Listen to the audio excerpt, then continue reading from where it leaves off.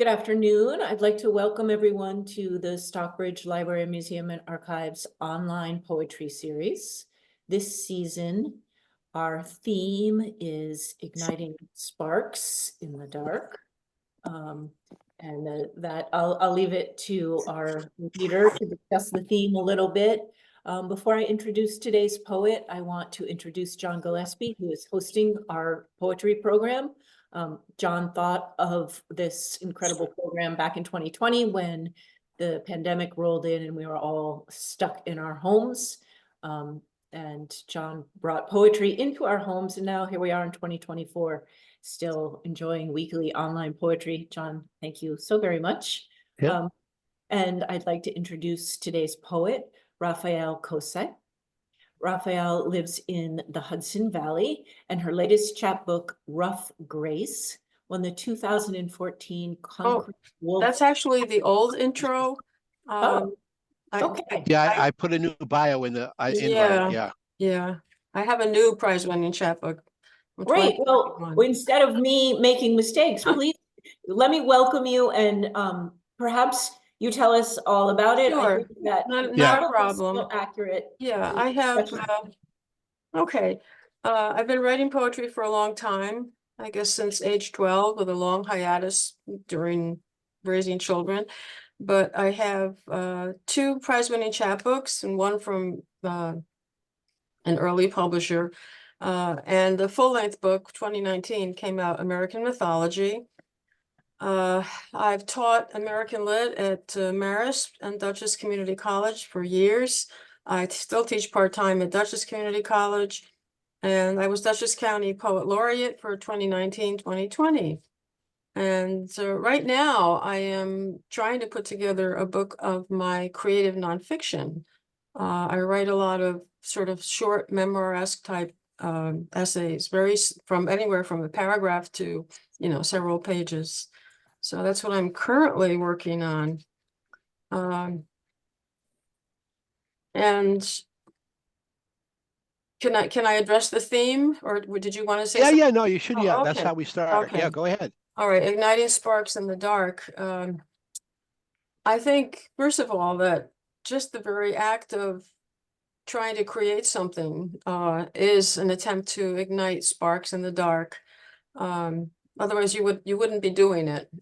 If you did not feel the weight of life, the darkness, the tragic part of life, you would not be creating at all.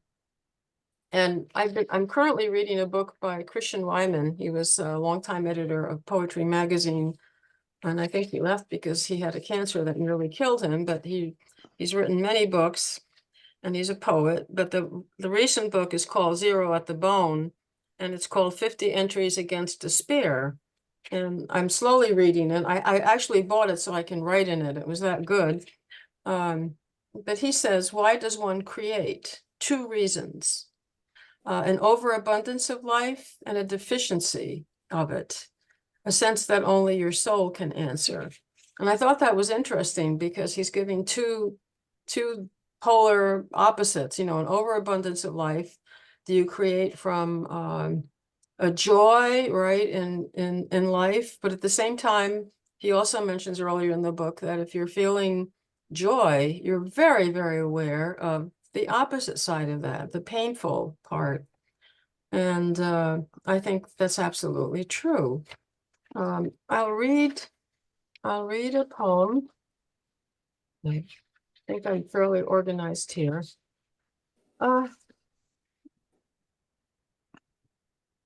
This is called In the Room with St. Augustine. And I was thinking of the Confessions of St. Augustine. And I wrote this. I was my mom's caregiver towards the end of her life. And she became a very difficult person. So I've written a lot about her, but she's obviously in here. But I think this poem shows the two spectrums of which I was just speaking, the darkness and then the delight, the joy. Okay, In the Room with St. Augustine. Sometimes the spoons are filled with despair at the breakfast table. and the bulls howl their one long low note. Did I tell you after she died, I never missed my mother after she died? Overhear other women missing their mothers. Do I believe them? Yes, not really, maybe. I'm jealous. The wallpaper weeps. Sometimes when the night crawls by under the moon's raw blade, the bottle grows understandable. Good night, good girl, I mean to wake up. Did I tell you times come when I hate poetry? So impractical, disturbs the psyche, better to plow a field. But then the trees, their sway, their reach, even their sear cackling, how they lift to the blazing blue with its clouds heaving, believe everything all over again at the breakfast table. Wow. So that goes from the despair to the believe everything all over again. That's why I don't eat cereal. I do peanut butter toast, or no, I usually had peanut butter yogurt and toast sounds stuff good. and I wheat. love peanut butter toast. Yeah, peanut butter toast doesn't have any dark side. It's just an all upside with peanut butter. So I have to have no Right. salt peanut butter now, but that's good. Yeah. That's what I'm doing too, because I had a major tooth extraction and bone graft. So I'm on soft peanut butter. We're together with that one. And here's something else. I'm not sure that it's a poem, but it's new. It's one of those little memoir pieces. And here's also what I believe about writing, Sparks in the Dark, that if you're not utterly honest, what is the point? Now, bear in mind, I do not write fiction, although poetry, I suppose, comes under the umbrella of fiction, right? There's some fictionalizing going on. But memoir and creative nonfiction, I'm dealing with what's out there. And I like to report on the current state. So this is called Slippage. I feel things slipping around me. It's a quiet thing. You forget the title of Handel's Messiah after listening to it the entire week before Christmas. You leave the dots of butter out of one of your 2-apple pies and realize only after you close the pie. Words you've known and spelled all your life suddenly look strange on the page after you write them, not quite right, even though they are. Water oozing slowly through a crack in the jar. One sparrow fluttering out of your line of sight. A stray piece of your hair streaking the corner of your vision is not one of your 3 cats slipping by. The world moves beneath you. Tectonic plates of everyday rituals shift, and you are vaguely unsure. Is this how others do it? Do they contemplate what you contemplate? Do they close their eyes and see the red fox slipping into the woods? Do their thoughts skitter like the jumble of change in your pocket, and you don't know which one you will pull out, and if it is the right one, and if it will be enough? But you have made it thus far in the house of the body, the soul riding herd somewhere above, and the fox marking the perimeters of inscrutable quandaries with its rich red coat. The birds punctuate your every thought and mark the mysteries that flare and hide and peak, P-E-A-K, along the flexing muscle of the world with its winds and waters beating all around you. So that's the type of prose that I do. And I kind of always make myself write whatever is, current. And I think that's, listen, I think you captured it. I think slippage is, slippage is a gift of aging. Amanda, you're good for another 20, 30 That's years, Amanda, right. before Exactly. you're into slippage Exactly. territory. So It's the funny. rest of us are in slippage 102 or slippage 103. I'm signing up for the graduate course next. Right. Christian Wyman said that, when you're young, it's kind of a fun luxury to feel that what is it, existential despair. You know, there's something romantic about it. When you're older, it's a whole other thing. But you see it more clearly, and it's no longer, you know, you've lost all that romanticism about it. And it becomes Yeah, you actually, in a way, it captured becomes it. more hopeful. Yeah, but he's Yeah, interesting. I think you captured it well. Yeah. Um, okay, let's see, I'm trying to read, and I had one request from Amanda, but okay, here's something for sort of about me and also a dear friend in Florida. It's called Raccoon. And it's also a poem that acknowledges the dark. Raccoon. As I walk, blue sky darkens, whirls up a wind to sever October's remaining leaves, sends pine needles raining down, which I confuse with real rain that begins pelting, pressing leaves to pavement, soaking into my cotton shirt, as I am thinking of my friend in Florida who feeds a three-legged raccoon, her neighbor shot out of a tree. The squall subsides and blue sky uncovers itself, and the old world is made new again. And I wonder how, in reverse, the raccoon fell out of the sky into the dark of a new, smaller life, with no more trees and cat food in a bowl, that a woman facing her own tumbling years whirling around her is just kind enough to provide, because she can never say no to the hurting world that darkens the light around her over and over again. So a little bit of the acknowledging the dark, but also the light. Domesticating raccoons. Yeah. Yeah, kind of, and I'd hate to have a neighbor who shot one out of a tree, but Yeah. oh well. And I think this one, I had to look and see when I read last year so that I wouldn't reread some of the same poems. So this is, I know it sounds ridiculous, but for the first time in my life, I was in DC. I'd never been to DC last March. And I'd always longed to see the Lincoln Memorial. And it was very moving. And we were there with school children all over the steps and a lot of people because the blossoms, the cherry blossoms were in bloom. So I call this Lenten Lincoln, Washington, D.C., March 23. Never been to D.C., never saw Mr. Lincoln sitting in his chair, looking out into the heart of things.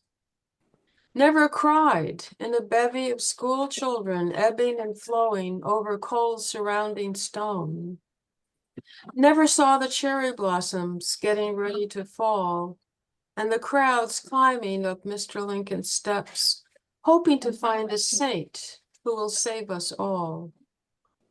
Never wished he would resurrect, do it all over again, like Jesus, wipe the dirt from our mouths and the blood from our hands.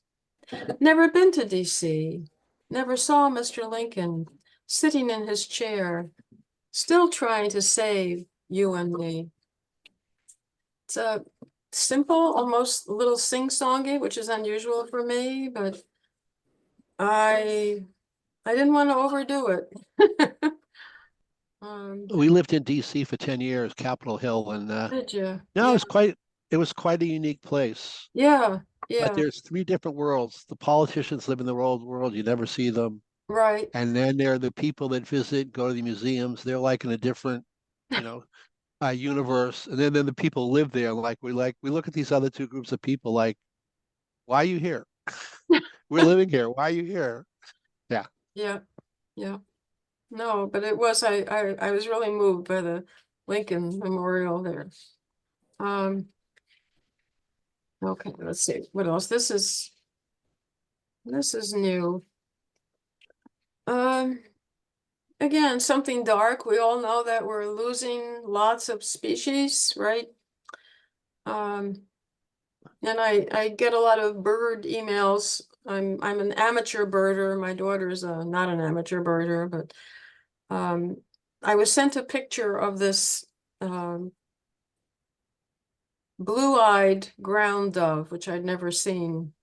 And the little article with it, it's called Columbina cyanopus.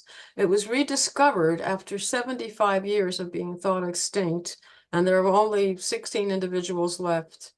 So it worked its way. I tried to write a poem about it, and it worked its way into this poem. It's called On the Verge. Someone opens the window, closes an umbrella, and rain beats down, releases a thunder of pigeons, all leaving their roost in a glowing clatter. The acolytes of the ages, tearing the veil of the skies to expose the bawling earth, dappled with sun's golden coins. I never asked to know the world with all its freight, but always something gleamed so rare it was thought to be extinct. The blue-eyed ground dove came back from the brink. Such startling eyes make your absurd beauty hurt. To know, to see such a thing that aches like the tooth of all sorrows, too deep, too gone, too impossible. And it's a really beautiful bird, and I want to thank Amanda for helping me with that poem. We went back, and my daughter too. We went back and forth with different versions, but I love the aches like the tooth of all sorrows. yeah, because there's something painful about it. It's so beautiful and it's so rare, and it's thought to be extinct. It might still become extinct. There's only 16, and I'd never seen a bird with blue eyes like that and other blue markings on it. Amazing. Um, my husband's saying I did. All right, and another new one, and then this was interesting. This came from a friend of ours and of my daughter's. He's a composer, Ben Cosgrove, and he composes music to different places and environments. And this is called the Museum of Everyday Life. And there actually is an old barn in Vermont called the Museum of Everyday Life. So here's my version after listening to his piece of music. The Museum of Everyday Life for Ben. Gold clouds gone gray, ferry across the sky. Remember which clouds mean a change in weather and which promise sweet air without end. Remember to breathe. Oh Lord, how we hold our breath, only half alive. Gather it in like the leaves. Let it go on those constant currents. Fold the day close. Count the number of times. Feel how a bird brings the branch to life, seizes a corner of your eye. Fall into the hours of milk and apples. Hold the bright sour in your mouth. Have you left words unsaid? Have you called them back later and given them away like a poor saint? Great, fantastic. Strange little piece. Hey, Raphael, let's take our little break right now. We have Sure. a break where Sure. we have, Amanda, Kathy, or Karen's iPad, which I think is probably just powered by artificial intelligence. So you have two people and one. Only kidding. Yeah. Okay. Does anybody have a question or a comment?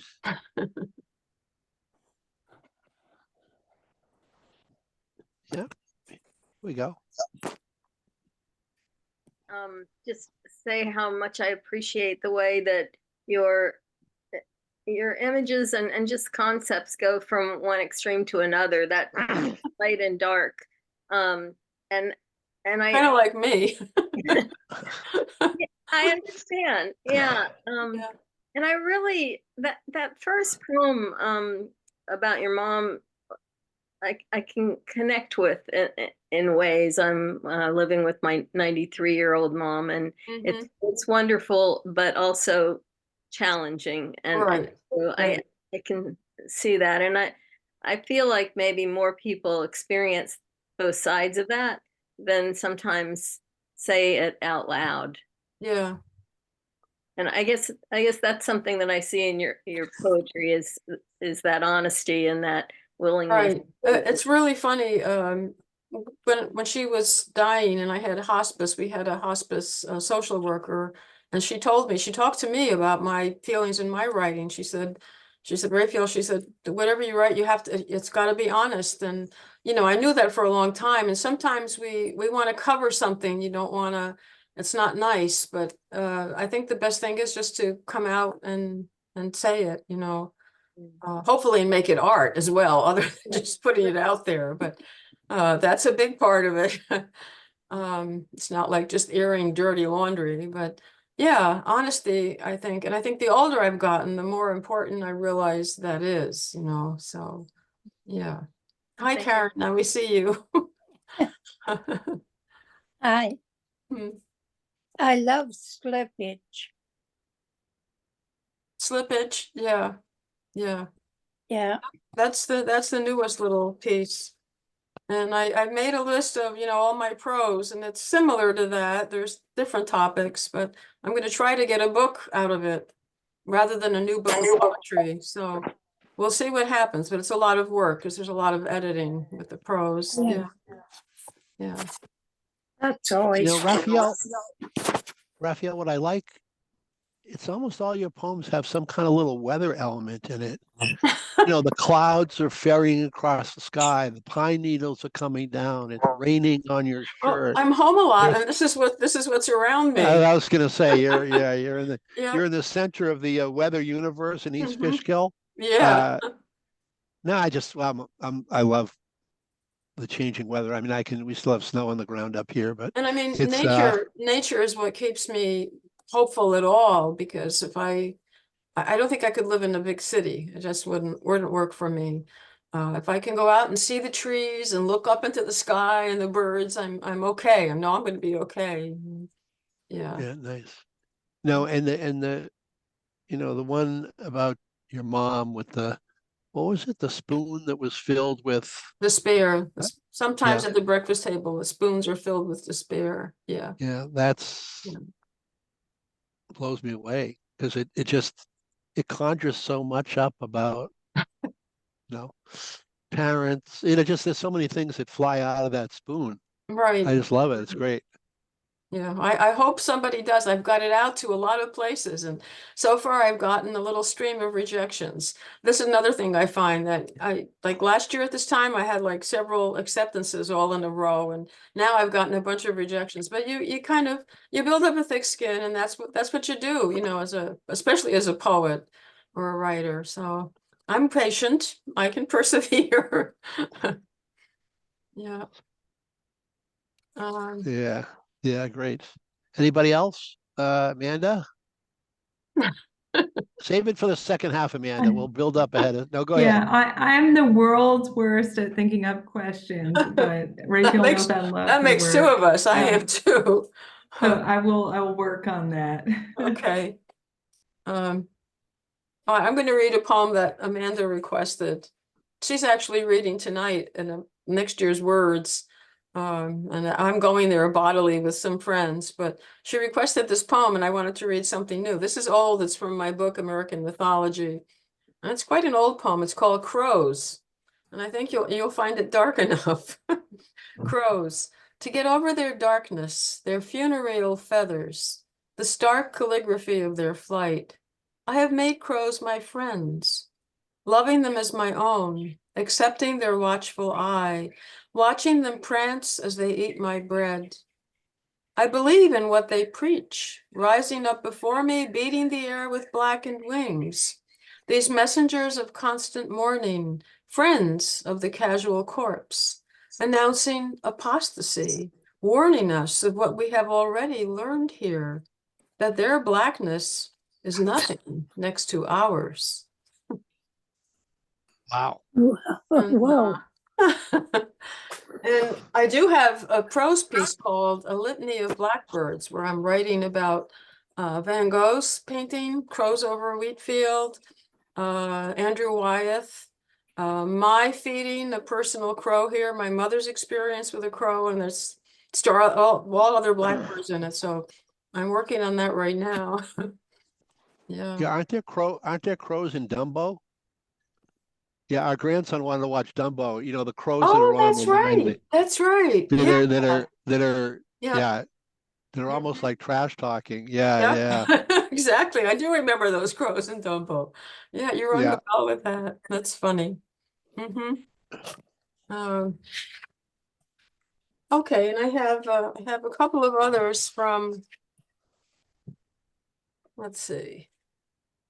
Well, let me ask you this about your Mhm. your fiction, My I nonfiction.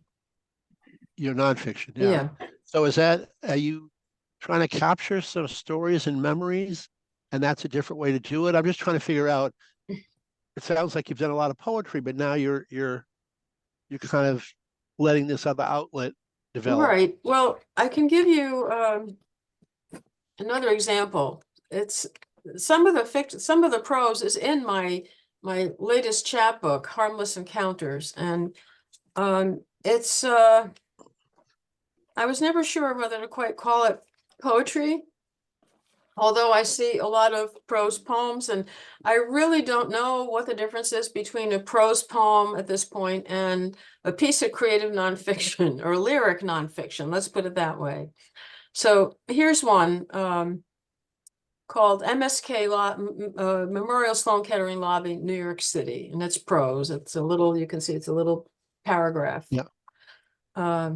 Sitting in the air-conditioned lobby of New York Sloan Kettering, I wait for my husband who is having radiation therapy. If I close my eyes, the air rushing in the colossal vents sounds like the ocean's white noise. Audubon's bird paintings hang along the corridor to the cafeteria, and I am both calmed by recognizing some of my beloved birds and chilled as the hawks are portrayed ravaging a smaller bird's nest, their talons in the forefront. Carnage is frightening and universal. People parade past me quickly on breaks to eat or grab coffee. It is all very impersonal, this business of keeping people alive, alleviating suffering. Many answer the patters on their phones, and I overhear bits of conversation addressing loved ones or settling business. I think to myself, despite the fact that we are all masked, the world goes on, operating, negotiating, laughing, and planning. We are all eyes looking out from deep within. Some of us run down the escalator while others amble bemused in unseen conversation. I am awash on this shore that thrusts and heaves with the building's tide, waiting. Outside the windows, smoke curls and blows southward from a source I cannot see on York Avenue. The sun blazes forth while the blue-scrubbed minions wrestle with the houses of flesh, brightly and dutifully behind doors in many rooms and on many floors. I think there is something of love in this business. So that's a Yeah. good example of my prose, I guess. Yeah. And it was during the pandemic, so we were all, masked. Yeah.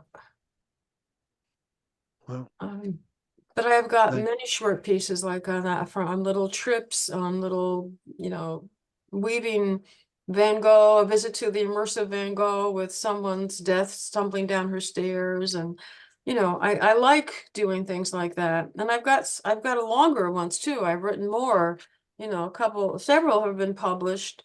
So it's a matter of trying to organize. I took a little online class from another nonfiction writer about how to organize them and decide whether you have a collection or a book. And there's a difference. There's a theme with a collection. A book is just I guess no, a collection doesn't have a theme, but a book has to have some sort of theme. So I have to figure out what that's going to be. Yeah. oh boy, Yeah. interesting. And I know I don't know the difference really between a prose poem and a short little piece like that, because they both rely on imagery. That's what I think is important, you know, imagery. Yeah, and connect, Raphael, maybe maybe maybe the cover disparate. maybe the cover of your book has to have one of those little spinners, so it could Yeah, end up as, nonfiction or poetry, and you could just right, spin it right. around, and Yeah, that way yeah, people wouldn't have to swim in one lane. They could just yeah, spin all the time and figure out, hey, I'm going to enjoy the nonfiction part of this sure, today. Yeah. sure. And God help me. I mean, years ago, I tried to write some stories and it was just awful. It was like, who am I kidding? Why am I writing? I'm fascinated with reality. I really don't want to write fiction. You know, that's the whole point. I've always felt that way. Yeah. Right. I mean, I love reading novels myself. I love to escape into a good story. There's nothing like it to get you out of the dark and the light of your own world, right? But Yeah. for me, for writing, it's got to be, something that I know that's real. Yeah. Yeah, that's great. That's fantastic. Great. Here's one I thought I'd read today. It's from my earlier prize-winning chapbook, Rough Grace. And it's I guess the title poem. The title is in the poem. I did a lot of ekphrastic poetry on Georgia O'Keeffe's paintings. So this is one of them. It's called Barn with Snow, 1933, Georgia O'Keeffe. It's one of her New York State paintings before she went out, before she just did Out West. This barn fills the field of the canvas with its warm heart, coolly covered in a pristine blanket of snow, its windows blank and gray. But we know, don't we?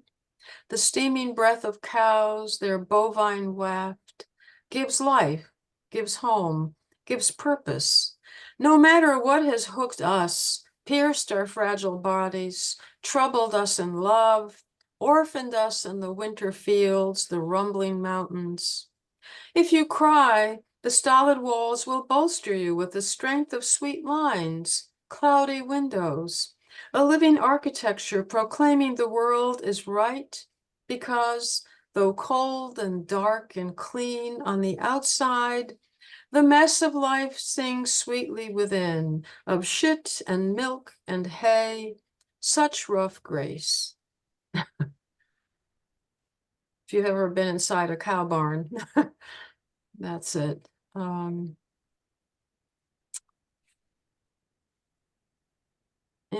let's see. Okay, here's one that kind of, I don't know if I'd read this last year. It's called Pine Wind, but it deals with a poem that confronts kind of all the things that we don't know, right? And I think that's another reason I write poetry, because you write to kind of knock on that door of all the mysteries out there and try to distinguish them or name them, and it's pretty difficult. Pine Wind. The wind is bothering the tops of the pines, a message I cannot distinguish. Birds trill and bicker among the branches, and though I've asked my daughter when she walks with me, which bird is that? And that one, that fluting cascade or soft buzz, the recognition flies from me when I'm alone. But their calls are enough to satisfy. I let go of certainties. Who needs them? So I gather all the unknown birds like questions to which I give refuge. I feather my nest with the lack of answers, the indefinite and unsure. I am even grateful for the sluggish brown water unraveling under the bridge, with October's leaf detritus toiling so slowly downstream. No destination in mind, quiet, like the right sort of prayer, which asks nothing beyond itself. It's kind of almost kind of a Zen piece where you have to kind of think about things so you don't get all perturbed and bothered.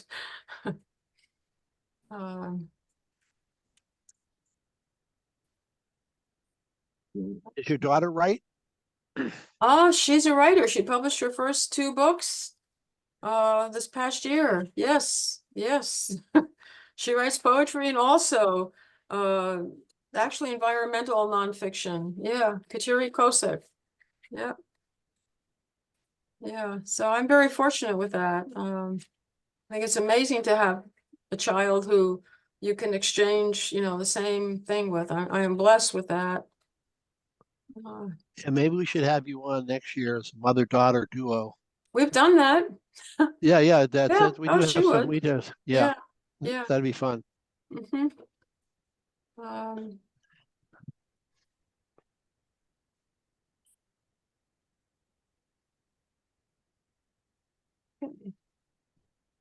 here's a poem that kind of takes off. Kind of, we all need to feel this way once in a while. And I think sometimes maybe we all feel like we're waiting for it to happen, right? Whatever it is. It's called biding.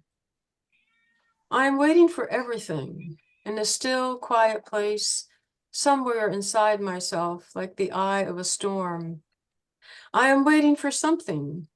A waterfall when the stopper of sorrow is removed. Words like blood leaving the body or bodies leaving a house on fire.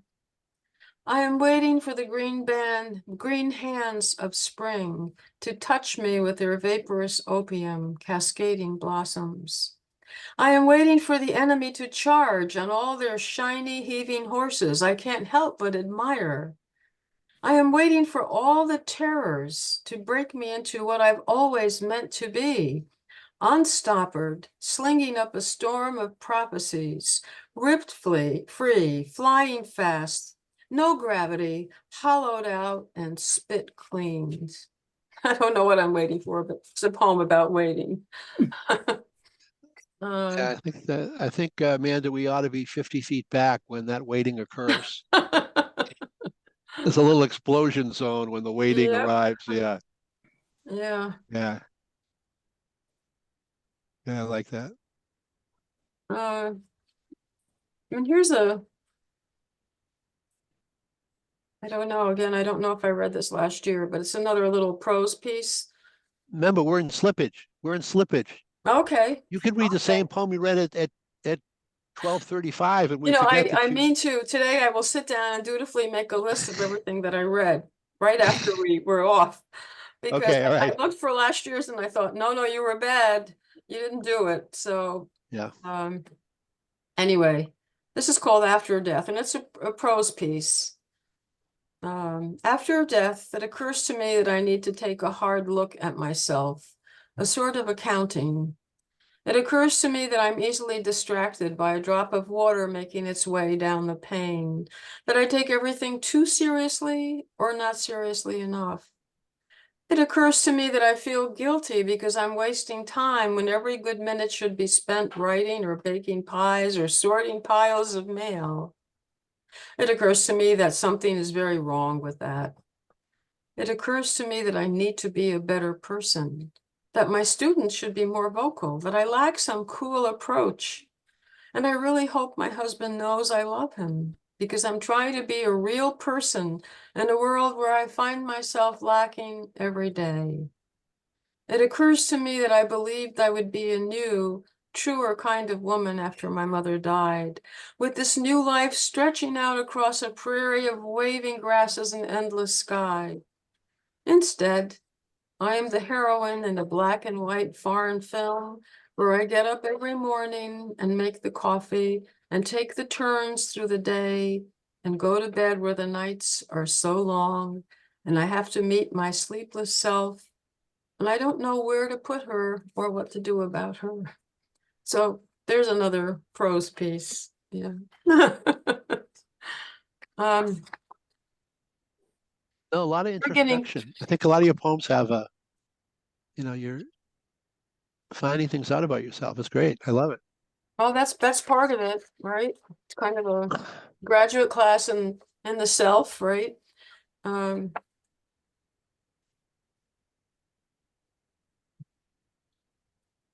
Okay, I don't know. Let's see. If I read, this is a poem that I've gone back and forth with and I've revised. It's another ekphrastic poem, but it might be interesting because it's about the artistic process, really. It's an ekphrastic poem called Route 6 Eastham, 1941, and it's Edward Hopper. Yep.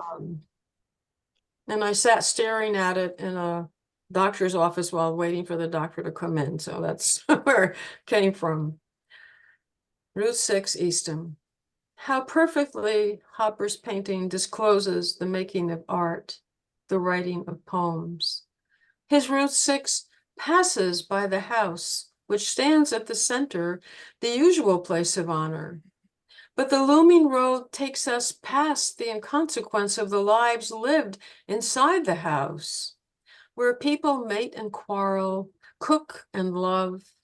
Someone struggles to make a choice. Someone has died there.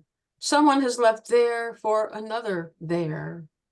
And Hopper's highway draws the eye away from the house and past it into a life unknown to the lives within the house, one only longed for or imagined by the one who looks into the vacant spaces where the telephone poles lead, where the clouds shift and stagger. Here is the longing, the solemn white house shadowed by violet and a darkly thickened tree. Because we cannot know anything sure, only the hum of the empty road going and going and going.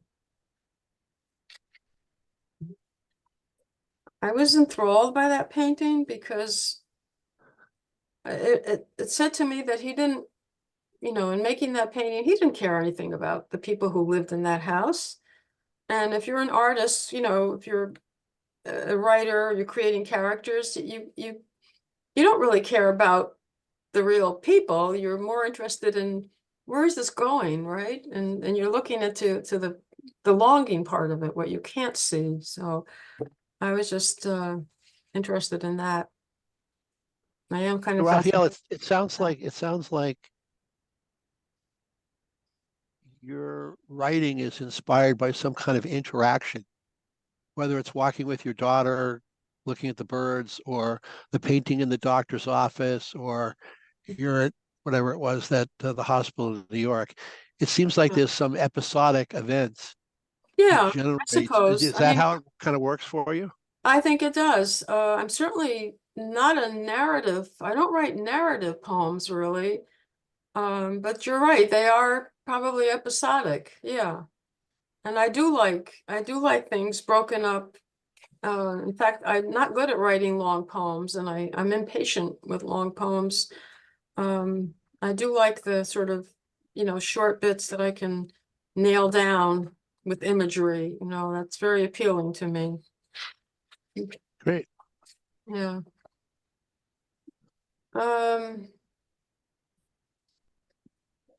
Let's see. Let's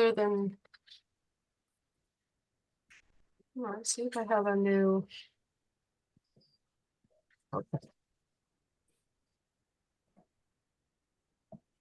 This is another newish piece that I employ a poetic device in, anaphora, repetition.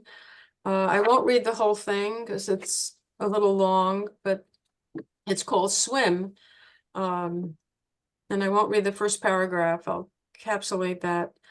I only did a dog paddle until I got to college and took a swim class. So this goes back, it looks at a younger me. And I'll just read this one section that uses anaphora repetition. A little with a brief preface. I came every day to the warm, chlorine-soaked womb of the pool. I swam as if my life depended on it. I learned not to care about emerging naked from the shower in the woman's locker room. The bared body was a boundary crossed, the freedom cavalier. I swam a mile a day whenever I could. I swam off the freshman 15. I swam off hangovers all too often.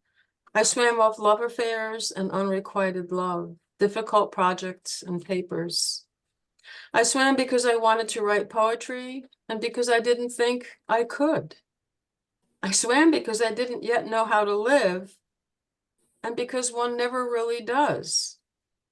I swam because I wanted to get high on nothing but water and the strength of my own limbs pulling and kicking it. I swam because I could, and the discipline was exhilarating. I swam because I'm an only child. I swam so I could go away, so I could come home. I swam so I could own something, and so I could give something up.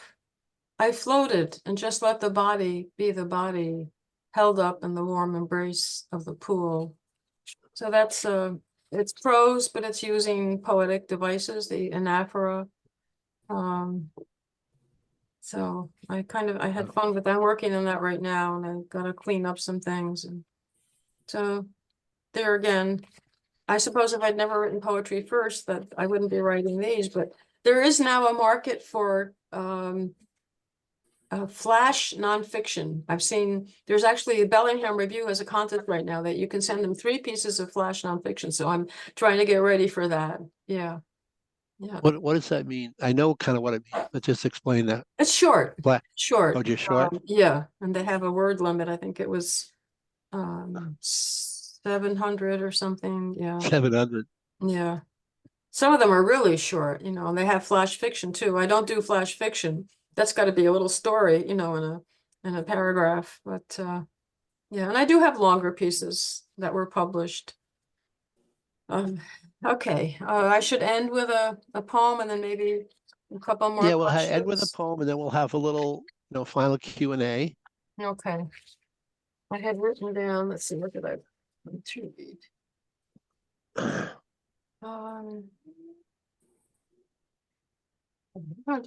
I will pick one from here. Is your husband still hanging out there? Yeah, he's around. He's eating lunch. Okay, I just want to make sure he didn't fall into the pool or something. No. No, this was the pool at college. Okay.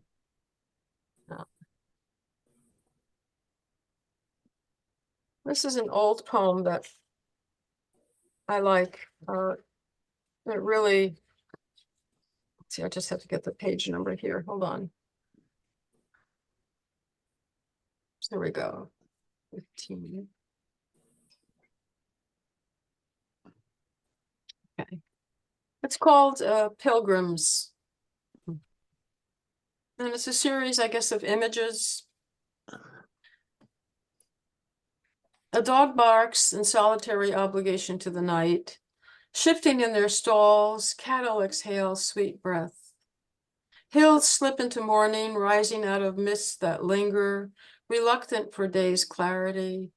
The sun's light is deflected still to a feather-pale moon that dissipates into milk sky, and earth heaves into morning, afternoon, evening, following the slap of tides, the lunge of beasts to its burden, and yearnings of men who can recall no other home, yet feel forever strange and amazed here, as if they had just stepped off a ship from some far place into the pitch and pith of this earth, its birdsong delirious, its losses stunning. So again, that's in American mythology. Nice.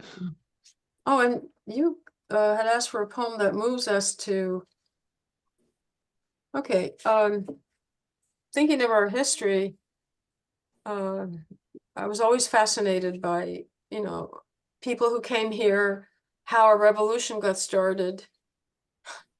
And of course, what we're in some state right now, but this is the last short poem and then I'll stop. It's called Revolution on a Cloudy Day. And I was just trying to imagine the people who gathered together to organize the American Revolution, right? Revolution on a cloudy day. Pink-faced men sit around a table where wine glows amber and a droplet pools on burnished wood. Pens scratch as the wind rises outside, and 2 crows circumscribe a white sky in careless flight. What kindles amidst earnest voices can and cannot be heard by someone who stands outside the door, casual, alert. In the shadowy room, candles flicker and fall almost like music, while the perimeters of what is possible are pushed way past what is safe, what is acceptable, what can't be done. Kind of a poem about hope, I guess. And we need hope right now. Yeah. an Yeah. action. Yeah. Yeah. Okay. Fantastic. Kathy, Karen, or Amanda, any final comments or questions? Or let's see here. I think I'm just Kathy's gonna say going. I'm really happy because you read so many of my favorites. I love Oh, Pine good. Wind. I love that poem. I forget the title, but where you say I'm trying to be a real person. Okay. In the After world. death. Yeah. Yes, I Yeah. love that poem. Yeah. And something you were reading made me remember something else that I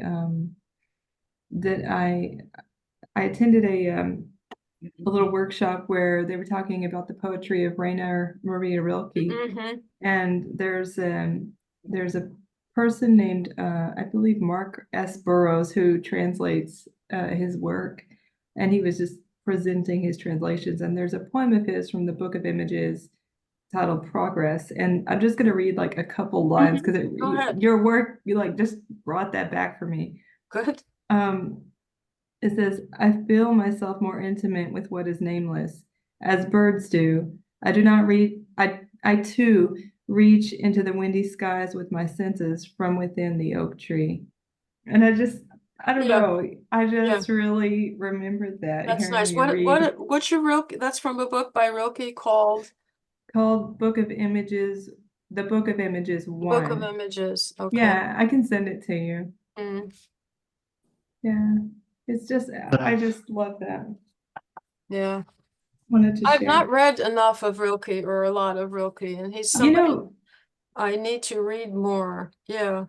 I really, me too. And what Yeah. I enjoyed about this presentation that I went to is that I believe that this translator is doing an excellent job with his, with his translation. So Yeah. I'll send you the name Yeah. and stuff. Yeah. Yeah, it's always hard reading poetry in translation. You wonder, how can that be, right? And yet there are really, I mean, poetry would be lost if we didn't translate it from, yeah, of course. Well, I'll have to send you there. I think there's a poetry organization up here in Maine. And I think they did like a 2 or 3 hour thing on Rilke with mhm. Marie Howe, Padraig O'Tuma, and Oh somebody boy. else. I And love Marie Yeah, Howe. this yeah, I is the could have gone talk that live, was but I couldn't. organized by them. That's the Yeah, I one? couldn't. Okay. The Okay. Poets Oh, is that the Corner. same They're one? in Is that Maine. the The same? Poets Is that the one you're Corner? talking about? Mhm. Yeah, Mhm. yeah.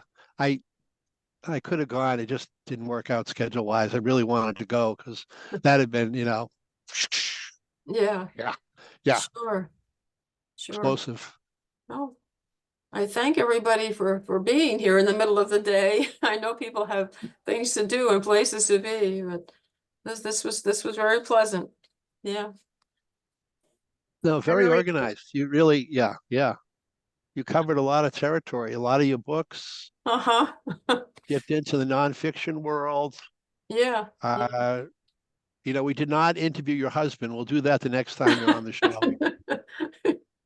That way we want the reality check of your work. Yeah, remember Right. when we were at that doctor's office? It wasn't the Hopper thing. It was, no, I'm kidding. Yeah. Yeah. Oh, that's funny, that MSK lobby thing. I didn't sleep the whole entire night before. I remember that because we had to drive down to the city and I was like so nervous about it. So I was uber awake, just sitting there and writing down, thoughts and impressions. Lord. Yeah. your Okay. waiting poem made me think of Lawrence Ferlinghetti's poem, I Am Waiting, although that goes into a whole political, Right. but it just Yeah. brought Yeah. it to mind. Yeah. And I think that whether your work is prose or poetry, I don't think it matters that much. Yeah. I mean, the lines are grayer and grayer as we get older. That's right.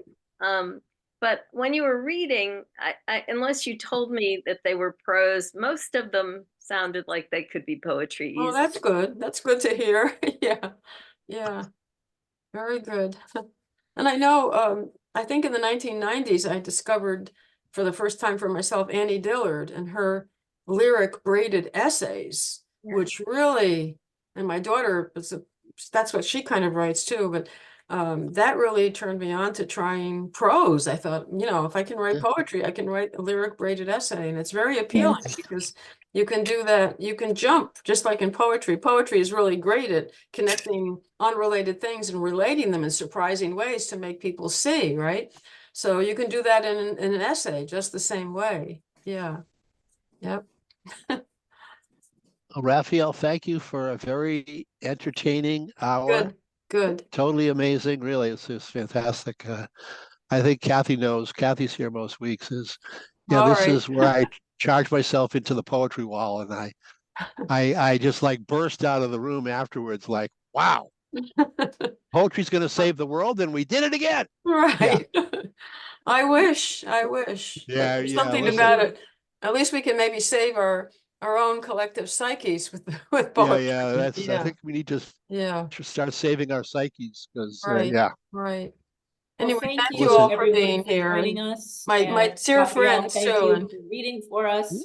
Yeah. And I look forward to seeing you all next time. Have a yeah, lovely Amanda's afternoon. gonna be reading at one of these.